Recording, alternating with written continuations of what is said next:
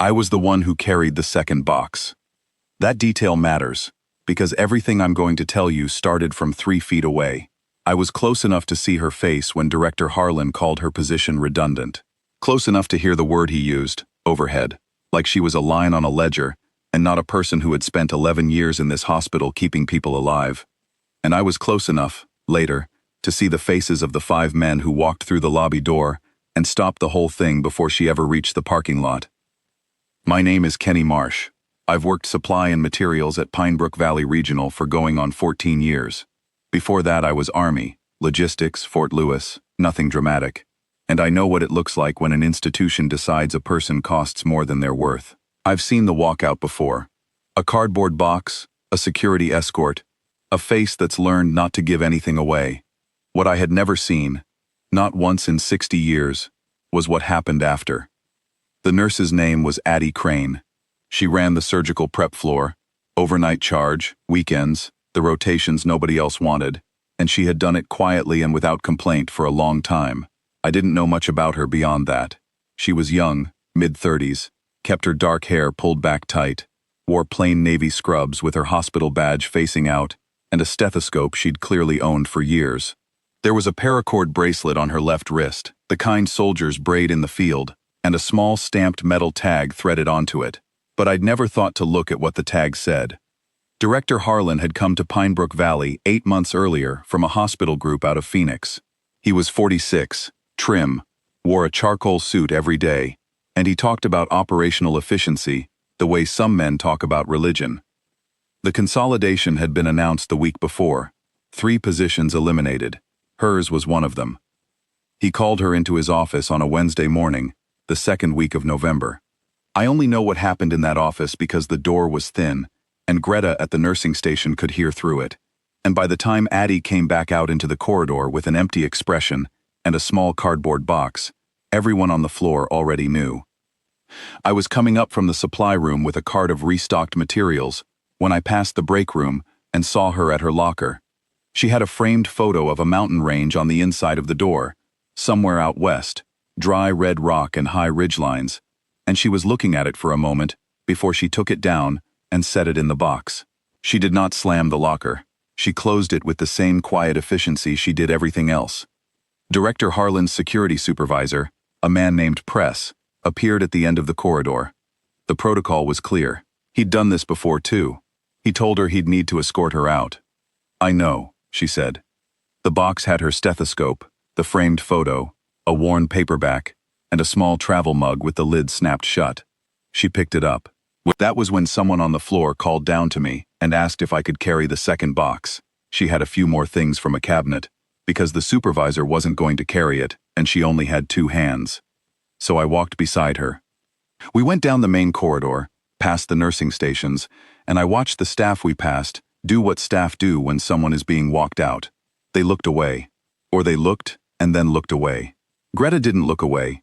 She stood at her station with her hands flat on the counter and watched Addie walk past, and she did not pretend not to see. Addie gave her a single nod. That was all.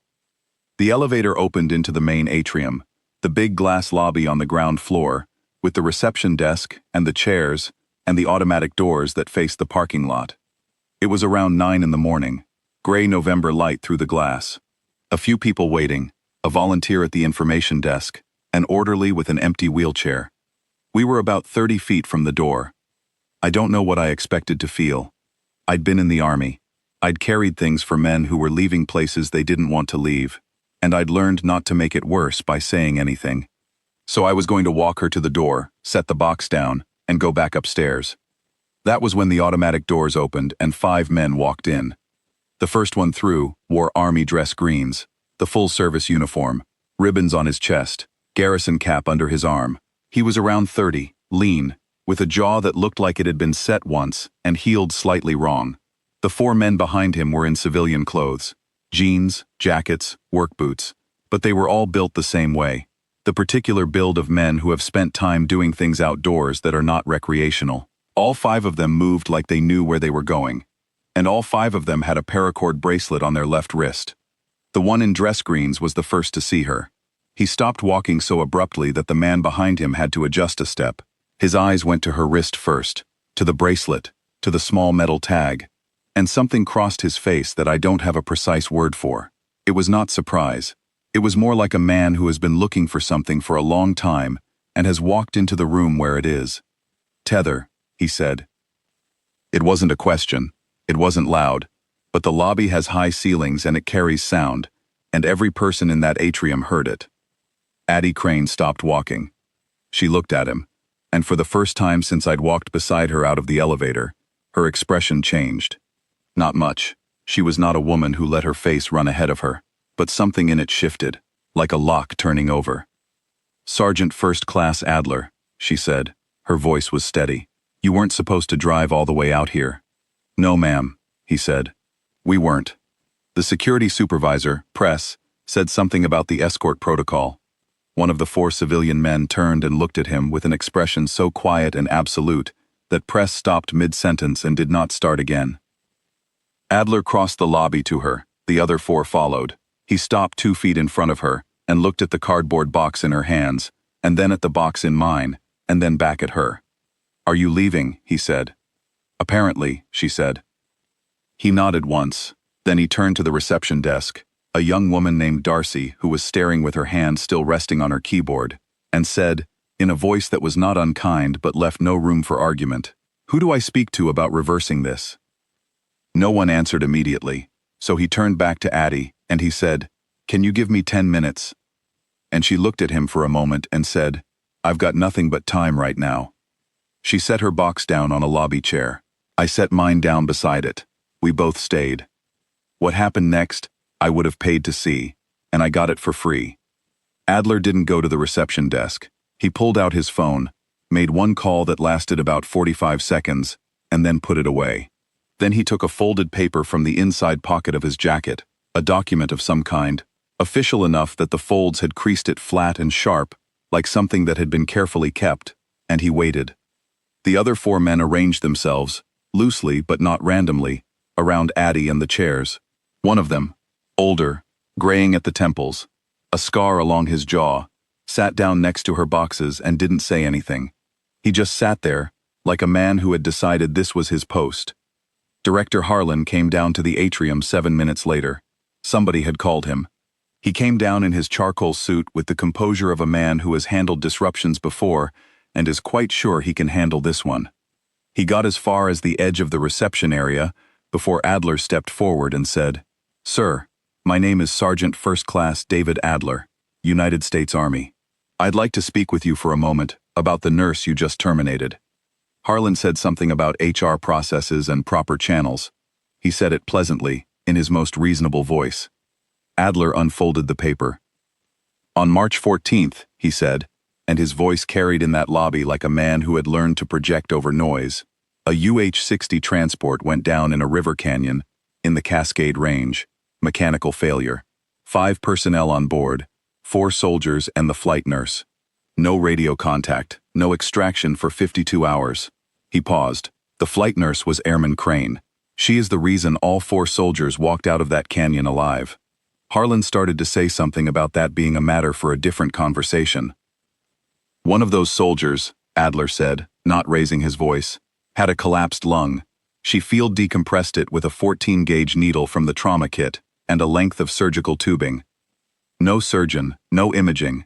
She monitored him every 4 hours through 2 nights in sub-freezing temperatures." He looked at Harlan without blinking. "Another one of us, Staff Sergeant Wren, lost consciousness on the 2nd day. She maintained his airway manually for 11 hours, until a thermal heat blanket was improvised.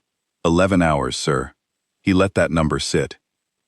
"She received the Army Commendation Medal with Valor device for her actions in that canyon. She was offered a commendation upgrade by her commanding officer, and declined it, because, in her words, she had only done what any medic would do." He refolded the paper slowly. "She has been doing what any medic would do here for 11 years, in a hospital, where the tools exist." I was standing near the chairs holding nothing, and I looked at Addie Crane's face. She was looking at the floor. Her jaw was set. Her hands were still. She was not going to let anything in this lobby spill out of her, not even now. And I understood suddenly that this was not stubbornness. It was the same thing she'd had in a canyon with a man who could not breathe.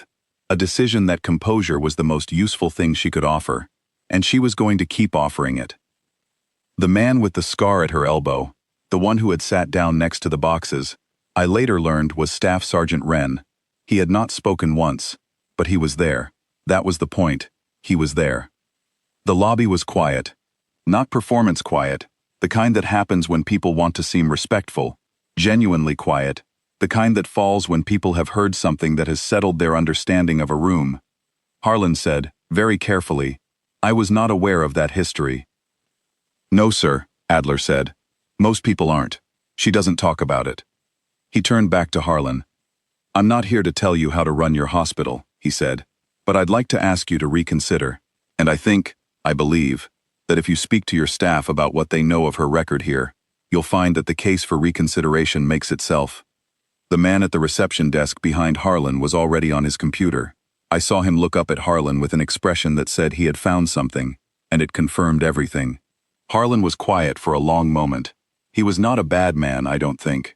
He was a man who had made a decision based on a spreadsheet, and had just learned that spreadsheets don't always contain the relevant information. He looked at the 5 paracord bracelets. He looked at Addie, and then he looked somewhere over her shoulder at a point on the wall. The way people look when they are deciding something they know they should have decided differently the first time. "Ms. Crane," he said, "I'd like to revisit this." She looked up at him. Her expression was not triumphant. It was not cold. It was exactly what it had been in the elevator and the corridor and at her locker. Steady, and slightly tired, and patient. "All right," she said. She picked up her box. I picked up mine and followed her back toward the elevator, and the 5 men parted to let us through. As she passed Adler, he gave her a nod. Just the one, the particular military nod that means something and doesn't need words, and she returned it. Wren stood up from the chair as she passed. He didn't say anything. He just stood, the way a man stands when he wants to make sure someone knows he's there, and he watched her go until the elevator doors closed. She was back on the surgical floor before noon. I went back to the supply room and sat down at my desk and didn't move for a while. I've thought a lot about what I was carrying beside me that morning, down that corridor. What was in those boxes? The stethoscope, the photo of the mountain range with the high red ridgelines, the travel mug, the worn paperback. I thought I was carrying someone's last morning in a job they were losing. I was actually carrying the belongings of a woman who had once sat in a river canyon for 2 days, refusing to let 4 men die, with nothing but a trauma kit, and the decision that she was not done yet. The paracord bracelet with the small stamped tag. I finally saw what it said, later, when I asked Greta about it. The tag read, "Tether," her call sign, made by a staff sergeant whose airway she had held open with her own hands for 11 hours in the cold, so that he could come back one day and sit beside her boxes in a hospital lobby and make sure she didn't walk out a door she shouldn't have to walk through. That's what an 11-hour airway is worth. That's what she was.